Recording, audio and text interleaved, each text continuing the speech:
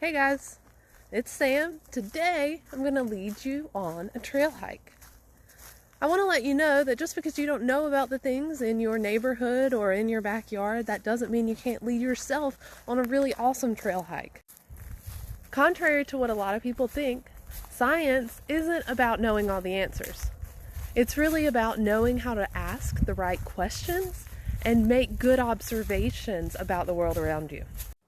So the number one prompt to keep in mind on your trail hike is, I notice. What do you notice about the world around you? Number two is, what do you wonder? What questions do you have about your observations? Number three is, what does it remind you of? Does it have a connection to anything you've ever experienced before, anything you've ever seen or smelled or heard? So what do I notice? What do I wonder? And what does it remind me of? A good scientist always keeps a record of their observations. So you can bring a notebook and pen or pencil with you on your hike or exploration. If you don't have a notebook, you can just take some scrap paper, fold it into quarters, and then you have 4 pages to work with right there. You see, I've written my prompts, I notice, I wonder, it reminds me of. If you have trouble spelling, that's not a problem. You can always draw pictures to write your observations. I used an I for I notice, a question mark for I wonder, and a brain for it reminds me of. What do you notice about this tree?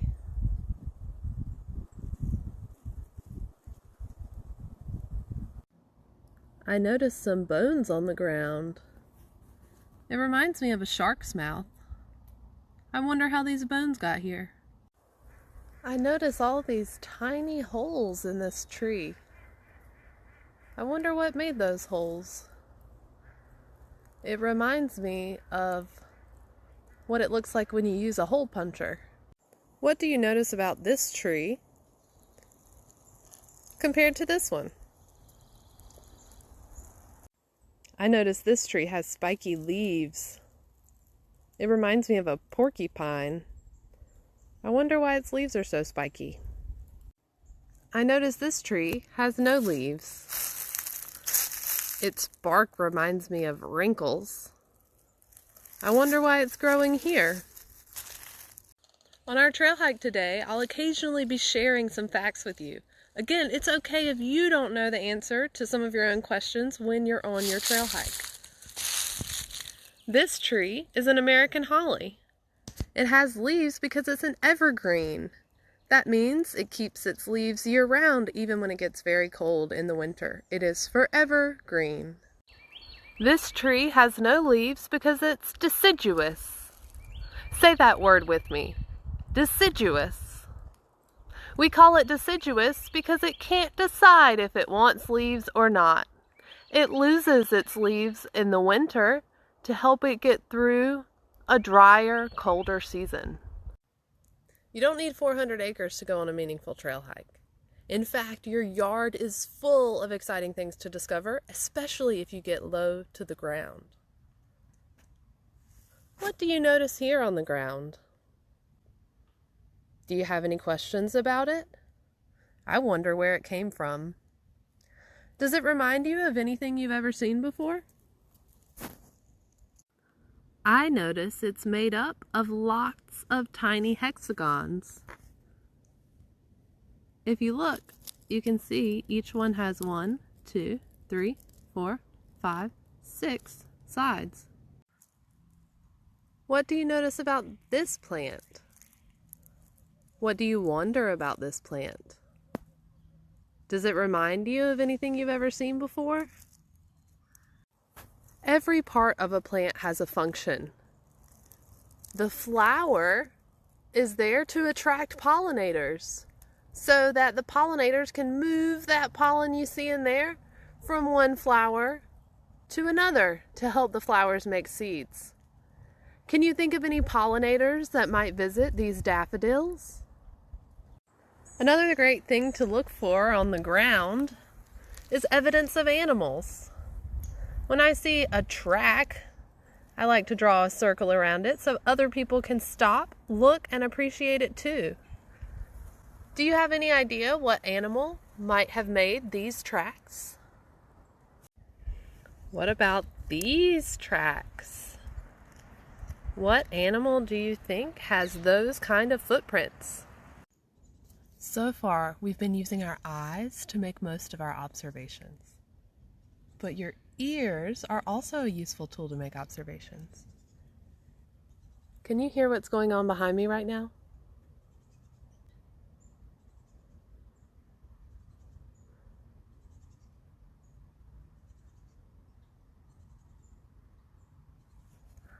I hear something that sounds like chickadee-dee-dee, chickadee-dee-dee-dee, chickadee-dee-dee. I wonder what makes that sound. Birds make all sorts of sounds. Some say chickadee-dee-dee, some say who cooks for you, some say sweet, sweet, sweet. Go outside, listen to the birds calling, and see if you can come up with some words that sound like what the birds are saying. It might help you identify what kind of bird it is. For example, the bird we were just hearing that said chickadee, chickadee-dee-dee-dee, is actually called a Carolina chickadee. They don't always say their names, but it can still be helpful to come up with your own words for what the birds are saying. Sometimes you might find evidence of a different kind of animal on the ground. A human animal that leaves trash. If you find trash on the ground, you should always pick it up, take it home, and throw it away, even if it's not yours. Trash does not belong in nature.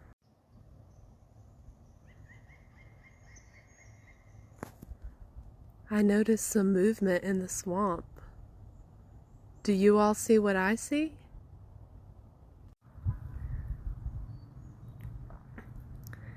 I was able to get just a little bit closer by being really quiet.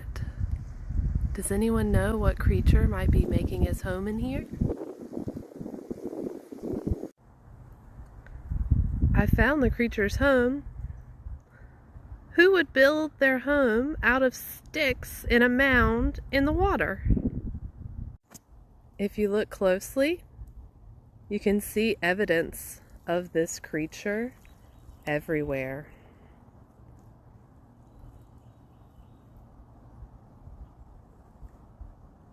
They like to eat the inside of the bark layer called cambium, which eventually kills the tree. Then they can chew it down and use it to build their home or maybe a dam. Beavers are almost as good as humans at building houses. Their houses are called lodges, and they usually have 3 stories.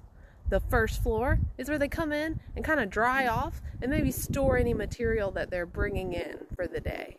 The second story is where they keep warm. It's like their living room, but also their kitchen. That's where they eat. And then the third story is kind of like an attic. It's where they store the sticks and things that they're going to eat later. Maybe more like a pantry. How is a beaver lodge similar to or different than your home? Do you notice anything about this tree right here? Does it remind you of anything we've seen before? This part reminds me a lot of where the beaver had been chewing on the trees, but I know that beavers can't climb trees. So what do you think could have done that?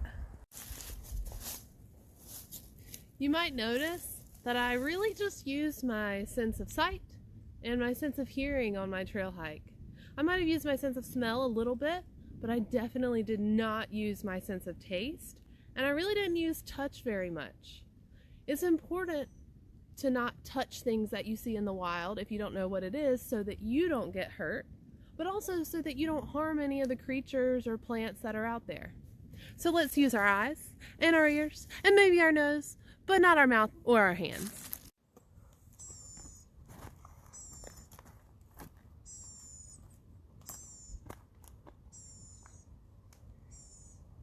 I want to thank you guys for joining me on this trail hike today. You might notice that I didn't answer all of the questions that I asked. That's because I want you to think scientifically about some of these questions. If you have any questions that you really want to know the answer to and you can't find them out yourself, feel free to ask me here on social media, or you can also email me at sam@atimeforscience.org. Now I encourage you to go out there in your yard, get close to the ground, look up in the trees, sit quietly and listen and see what sort of scientific observations you can make. Bye-bye guys, I'll see you soon.